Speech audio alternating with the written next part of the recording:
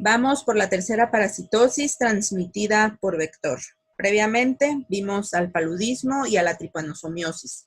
Hoy toca el turno de la leishmaniosis. La leishmaniosis es una zoonosis causada en el humano y otros animales como perros y roedores por protozoarios hemoflagelados del género Leishmania. El género Leishmania pertenece al mismo orden y familia que los tripanosomas, es decir, al orden Cinetoplastida y a la familia Trypanosomatidae. La leishmaniosis es transmitida por mosquitos del género Phlebotomus en Europa y del género Lutzomia en América. Las afecciones causadas por la leishmaniosis pueden presentarse en piel, mucosas y vísceras. En esta parasitosis se presentan diferentes síndromes clínicos que van desde úlceras que sanan de manera espontánea hasta enfermedades viscerales que pueden causar la muerte. Leishmania fue descrita en 1903 por Leishman y Donovan en la India y simultáneamente por Wright en un niño armenio. Existen 30 especies del género Leishmania que son idénticas morfológicamente hablando. De estas 30, 21 son patógenas para el hombre. Las diferentes especies de Leishmanias se encuentran agrupadas en complejos de acuerdo al cuadro clínico que producen. Independientemente de la especie de Leishmania de que se trate, todas van a afectar al sistema fagocítico mononuclear, macrófagos, monocitos y también a las células dendríticas. En la imagen vemos un poco más de la clasificación taxonómica de Leishmania. La taxonomía de este parásito es compleja y es cambiante. Al ser Leishmania un protozoario, pues pertenece al reino Protista, al subreino Protozoa, al orden Cinetoplastida, a la familia Trypanosomatidae. El género, pues es el género Leishmania y este género se divide en dos subgéneros, el subgénero Leishmania y el subgénero Viania. Esta subdivisión se realiza con base en el sitio de desarrollo del parásito en el intestino del vector. Abajo ya vemos a los complejos que contienen a las diferentes especies de Leishmania. Quedamos que son 21 las patógenas para el hombre. En el subgénero Leishmania se encuentran los complejos Leishmania donovani, Leishmania major, Leishmania tropica, Leishmania etiópica y Leishmania mexicana, mientras que el subgénero Viania contiene al complejo Leishmania viania brasiliensis y Leishmania viania guyanensis. Finalmente, dentro de cada complejo se identifican por técnicas moleculares las diferentes especies, ya que por morfología dijimos que son idénticas. Y aquí vemos las especies representativas de cada complejo. En la leishmaniosis existen 3 patrones clínicos dependiendo de la especie causante de la infección. Tenemos la leishmaniosis cutánea, la mucocutánea y la leishmaniosis visceral. La leishmaniosis cutánea puede ser localizada o puede ser difusa o diseminada. En la leishmaniosis mucocutánea inicialmente se observan lesiones cutáneas, pero luego se van a extender por vía linfática o sanguínea a las mucosas nasal, faringea o laringea. A nivel visceral, la leishmaniosis puede afectar al vaso e hígado y también a la médula ósea. La leishmaniosis cutánea está presente en Europa y en América. Los complejos Leishmania trópica, Leishmania major y Leishmania etiópica son los que producen esta enfermedad en el viejo continente. Esta entidad clínica es conocida como botón de oriente. Mientras tanto, en el continente americano, la leishmaniosis cutánea es causada por 2 complejos, el complejo Leishmania viania brasiliensis y Leishmania mexicana. La entidad clínica aquí es la úlcera de los chicleros que afecta principalmente, como pueden observar en la imagen, el pabellón auricular. Estas 2 entidades que les acabo de mencionar son del tipo cutáneo localizado. Sin embargo, el estado de inmunocompetencia del sujeto infectado es determinante del alcance de la infección. A este respecto, hay que señalar que especies como Leishmania etiópica, Leishmania major y Leishmania mexicana, que normalmente son causantes de leishmaniosis cutánea localizada, pueden dar lugar a formas difusas como las que observan en la imagen en individuos inmunodeprimidos. Las especies que ocasionan leishmaniosis visceral pertenecen al complejo Leishmania donovani. Las especies que afectan o que causan más bien esta enfermedad en Europa son Leishmania donovani y Leishmania donovani infantum. En América, la leishmaniosis visceral es ocasionada por la especie Leishmania donovani chagasi. La leishmaniosis mucocutánea también es conocida como espundia y en esta entidad clínica se conduce a la destrucción total o parcial de las membranas mucosas de la nariz, de la boca y de la garganta, como pueden observar. La espundia o leishmaniosis mucocutánea es causada por los complejos Leishmania brasiliensis y Leishmania guyanensis. En lo que se refiere a la epidemiología, la leishmaniosis es endémica en 98 países de América, Asia, Europa, Norte y Sudamérica. Hay un total de 350 millones de personas en riesgo. Se estima que en el mundo existen 12 millones de personas afectadas por esta parasitosis, que se presentan 1 a 2 millones de casos anuales en el mundo y el número anual de muertes es de cerca de 40,000 a nivel mundial. En lo que respecta a la transmisión, esta es predominantemente de tipo vectorial. Dentro del mecanismo vectorial hay dos tipos. La transmisión puede ser zoonótica o puede ser antroponótica. Zoonótica es cuando el vector transmite al parásito de un reservorio animal al hombre, es decir, están los reservorios infectados, el mosquito llega, pica el reservorio, se infecta y luego este mosquito infectado va y pica a un hombre. En las zonas endémicas, la transmisión puede ser también antroponótica, es decir, de humano a humano a través del vector. Esto es, hay un individuo infectado, el mosquito lo pica, el vector se infecta y este va luego y pica a un hombre sano y lo infecta. La transmisión también puede darse a través de jeringas infectadas y menos común es la transmisión de la madre al feto. Los principales vectores de la infección son los mosquitos de los géneros Phlebotomus en el Viejo Mundo y Luxomia en América. Luxomia olmeca es el principal transmisor de Leishmania mexicana en la península de Yucatán. Comúnmente a estos mosquitos se les conoce como moscas de la arena, papalotillas o jejenes. Estos mosquitos tienen hábitos nocturnos. Las hembras son las hematófagas, tienen un vuelo bajo y corto, son sensibles a la luz del sol, son pequeños, de aproximadamente 3 milímetros de longitud. Su cuerpo y sus alas, como pueden observarlo en la imagen, son muy pilosas y sus alas se mantienen erectas durante el reposo. Existen aproximadamente 70 especies animales, entre ellas el ser humano, que son reservorios naturales de Leishmania.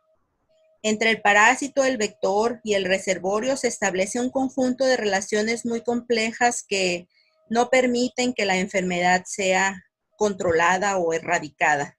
Los perros, por ejemplo, juegan un papel importante en la transmisión de la leishmaniosis cutánea y visceral al hombre debido a la estrecha convivencia que se mantiene entre ellos. Vamos ahora con las fases del parásito. Leishmania existe en forma de promastigote y en forma de amastigote. El promastigote tiene una forma muy similar a la de los tripomastigotes. Si ustedes recuerdan, los tripomastigotes, al igual que los promastigotes, también son fusiformes. En su parte o extremo anterior está el flagelo, contienen un cinetoplasto, contienen un núcleo, mitocondria y aparato de Golgi.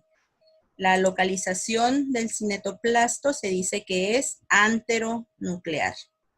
Los amastigotes, por su parte, son redondeados, tienen también una mitocondria, aparato de Golgi, tienen al cinetoplasto y tienen al flagelo dentro de una bolsa.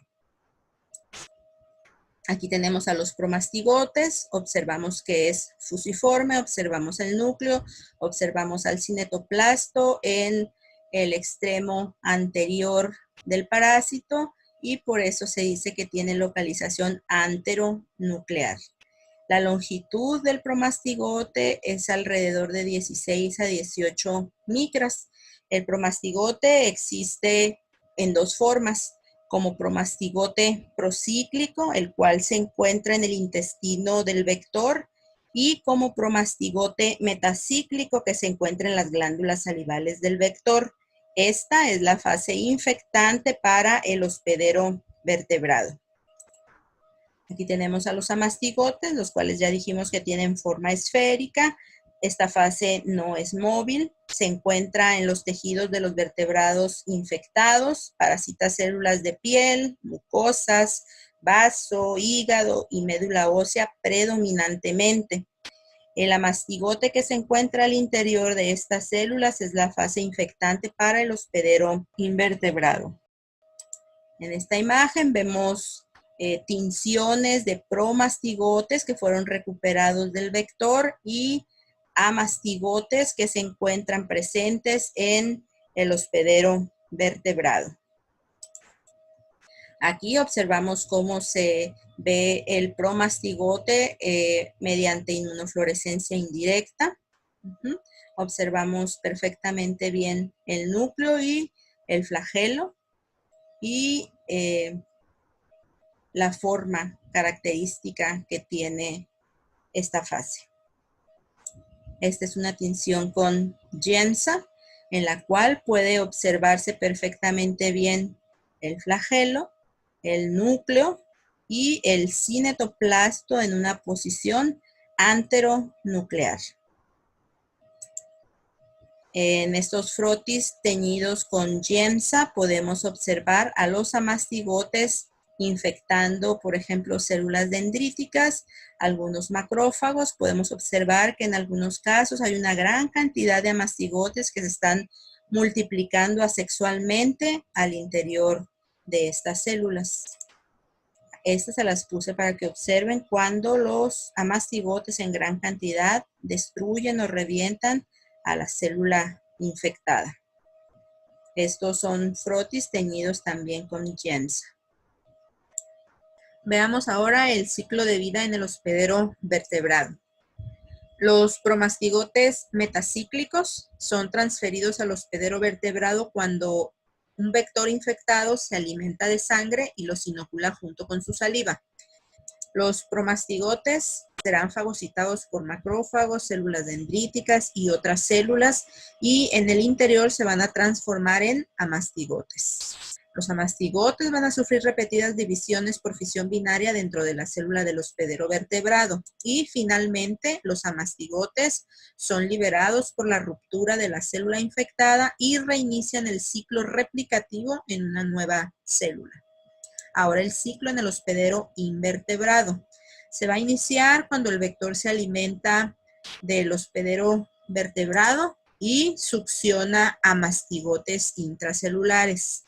En el intestino del vector se van a transformar en promastigotes procíclicos y se van a multiplicar por fisión binaria. Estos promastigotes procíclicos se adhieren al epitelio intestinal para evitar ser excretados. Los promastigotes procíclicos van a atravesar el intestino y se transforman en promastigotes metacíclicos. Estos promastigotes metacíclicos van a migrar a la probóscide y son la forma infectante para el hospedero vertebrado. Aquí está el ciclo completo en el hospedero invertebrado y en el hospedero vertebrado. Los promastigotes metacíclicos presentes en la probóscide del mosquito hembra infectado, también conocida como mosca de arena, papilotilla o jejenes, son introducidos en la piel de un hospedero vertebrado durante la ingesta de sangre. Los parásitos son fagocitados en piel por macrófagos, células de Langerhans, o bien el parásito puede penetrar activamente en estas células. Se van a transformar en amastigotes y se van a multiplicar por división binaria. La replicación ocurre en cantidades que oscilan desde decenas hasta cientos. Las células infectadas se rompen finalmente y los amastigotes se diseminan hacia diferentes tejidos. Cuando los vectores libres de infección se alimentan de individuos infectados, ingieren las células con amastigotes. En el intestino del vector van a quedar libres los amastigotes y luego se van a transformar en promastigotes procíclicos en el intestino medio del insecto. Se van a multiplicar por fisión binaria y finalmente van a migrar a la probóscide como promastigotes metacíclicos altamente infectantes para el hospedero vertebrado y de esta manera continuar con el ciclo. En lo que se refiere a la patogenia de la leishmaniosis, bueno, pues los mecanismos de daño se deben a la gran destrucción celular, lo cual va a conducir a una respuesta inflamatoria severa y a necrosis. Bueno, les repito que los diferentes síndromes clínicos de la leishmaniosis son la leishmaniosis cutánea, que en Europa esta entidad clínica se conoce como botón de oriente y en América hay un tipo de leishmaniosis cutánea localizada que es la úlcera de los chicleros. En individuos inmunocomprometidos, la leishmaniosis cutánea localizada puede convertirse en el tipo difusa o diseminada. Otro tipo de leishmaniosis es la mucocutánea, que también se conoce como espundia. Y por último tenemos a la leishmaniosis visceral, llamada también calazar.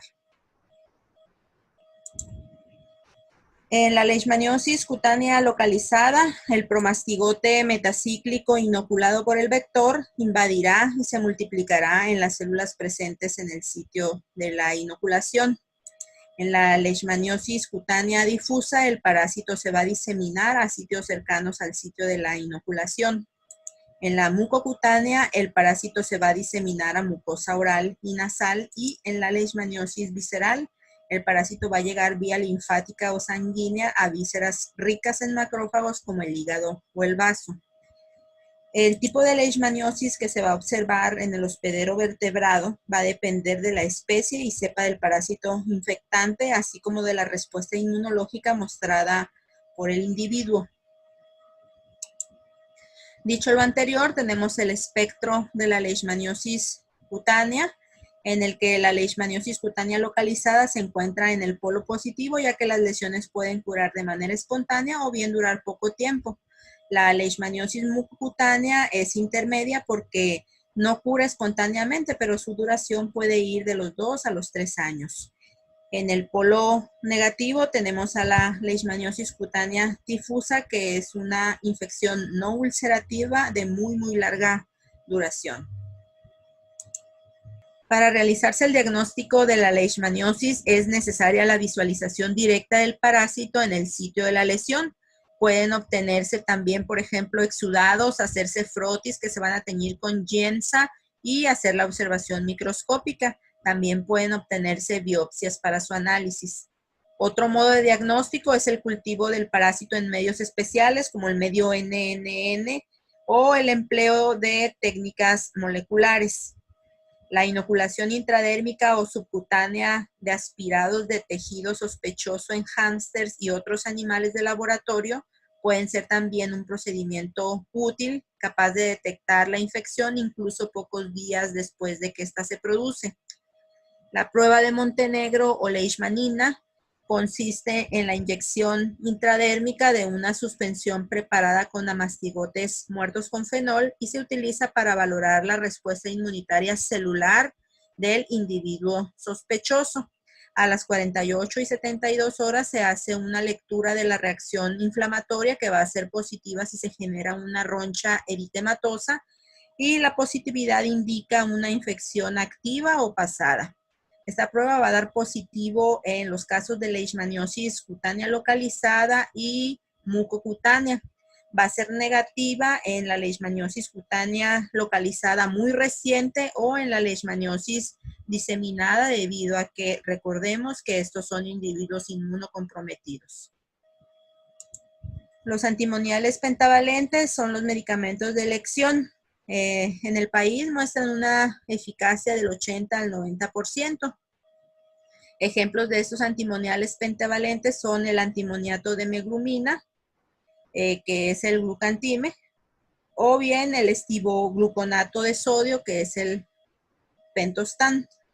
Estos fármacos interfieren en la bioenergética del parásito. Como segunda opción puede usarse anfotericina B. El control de los vectores ayuda a reducir o a interrumpir la transmisión de la enfermedad, especialmente en el contexto doméstico. Para evitar la picadura por el vector, se pueden usar mosquiteros, repelentes o insecticidas. El diagnóstico temprano de esta parasitosis reduce y previene la discapacidad y la muerte.